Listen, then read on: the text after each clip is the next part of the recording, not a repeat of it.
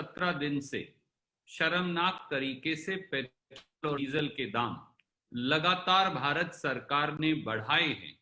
इस पर चिंता कांग्रेस कार्य समिति ने व्यक्त की, प्रकट की और ये भी सरकार को याद दिलाया कि 6 साल में 12 बार से अधिक पेट्रोल और डीजल पर एक्साइज ड्यूटी बढ़ाकर मोदी सरकार 18 लाख करोड़ रुपया अतिरिक्त कमा चुकी है। कांग्रेस कार्य समिति ने यह कहा कि ये 18 लाख करोड़ रुपया आज संकट की इस घड़ी में देश की जनता के लिए इस्तेमाल क्यों नहीं किया जा रहा। कांग्रेस कार्य समिति ने सरकार से यह भी पूछा कि 17 दिन लगातार पेट्रोल और डीजल के दाम बढ़ाने, 5 मई को पेट्रोल और डीजल पर 10 रुपया और 13 रुपया प्रति लीटर क्रमशः एक्साइज ड्यूटी बढ़ाने और 5 मार्च 2020 को 3 रुपया लीटर पेट्रोल और डीजल के दाम बढ़ाने के पीछे इस महामारी के दौर में सरकार की दुर्भावना क्या है?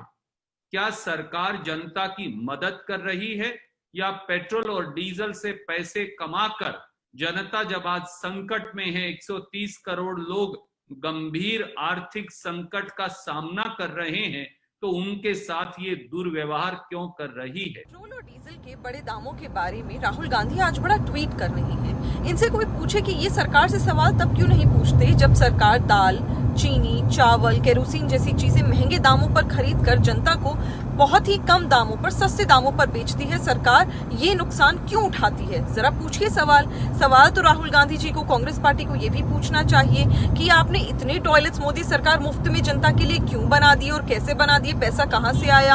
आपको सरकार से सवाल तो ये भी पूछने चाहिए जो आप काम कभी नहीं कर पाए। आपकी वजह से पूरे टाइम, कांग्रेस सरकार की वजह से पूरे टाइम जो महिलाएं थी वो गंदे और जहरीले गैस से जूझती रही और आपने एलपीजी नहीं लगाया। मोदी सरकार ने मुफ्त में महिलाओं को एलपीजी लगवाया घर में और उनको वो सुविधा उपलब्ध कराई। उसके लिए पैसा कहां से आया? आप इसके बारे में भी नहीं बात करना चाहते हैं। और ये भी आप बात नहीं करना चाहते हैं जो किसानों को हर साल पैसा दिया जाता है वो मोदी सरकार देती है। क्यों देती है आप कभी पूछते ही नहीं है। जो काम सरकार कर रही है उसके बारे में आप बात नहीं करना चाहते। आज पेट्रोल और डीजल के दाम थोड़े बढ़ गए तो आप उसके बारे में सवाल उठा रहे हैं। फिर आप कोविड-19 की भी बात करते हैं।